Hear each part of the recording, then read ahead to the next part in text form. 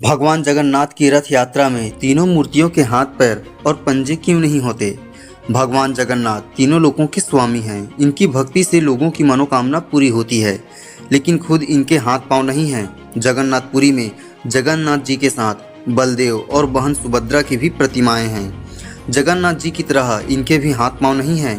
तीनों प्रतिमाओं का समान रूप से हाथ पांव नहीं होना अपने आप में एक अद्भुत घटना का प्रमाण है। तो दोस्तों, आइए हम आपको इस घटना के पीछे का रहस्य बताएंगे।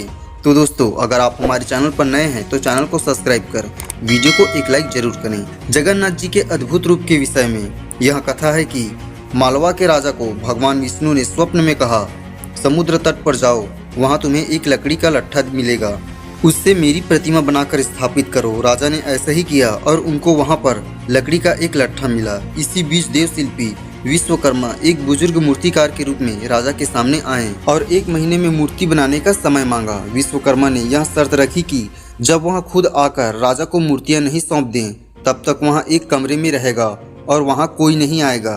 राजा ने शर्त मान ली, लेकिन 1 महीना पूरा होने से कुछ दिनों पहले मूर्तिकार के कमरे से आवाजें आना बंद हो गई। तब राजा को चिंता होने लगी कि बुजुर्ग मूर्तिकार को कुछ हो तो नहीं गया।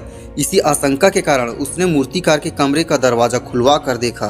कमरे में कोई नहीं था और मूर्तियों के हाथ पांव नहीं थे।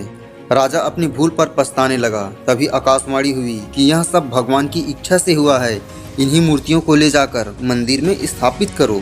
राजा ने ऐसा ही किया और तब से जगन्नाथ जी इसी रूप में पूजे जाने लगे। विश्वकर्मा चाहते तो एक मूर्ति पूरी होने के बाद दूसरी मूर्ति का निर्माण करते, लेकिन उन्होंने ऐसा नहीं किया और सभी मूर्तियों को अधूरा बनाकर छोड़ दिया। इसके पीछे भी एक कथा है। बताते हैं कि एक बार देवकी रुक्मणी और कृष्ण की रानियों को राधा और कृष्ण की कथा सुना रही थी। उस समय छिपकर यह कथा सुन रहे कृष्ण, बलराम और सुभद्रा इतने विभोर हो गए थे कि मूर्तिवत वहीं पर खड़े रह गए। वहां से गुजर रहे नारद को उनका अनोखा रूप दिखा। उन्हें ऐसा लगा जैसे इन तीनों के हाथ पांव ना हों।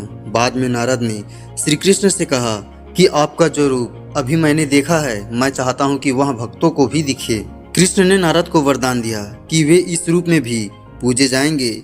इस कारण भगवान जगन्नाथ, बलराम और सुभद्रा के हाथ पांव नहीं हैं। तो दोस्तों, यह जानकारी आपको कैसा लगा हमें कमेंट में जरूर बताएं। और अगर आप हमारे चैनल पर नए हैं तो चैनल को सब्सक्राइब कर वीडियो को एक लाइक जरूर करें।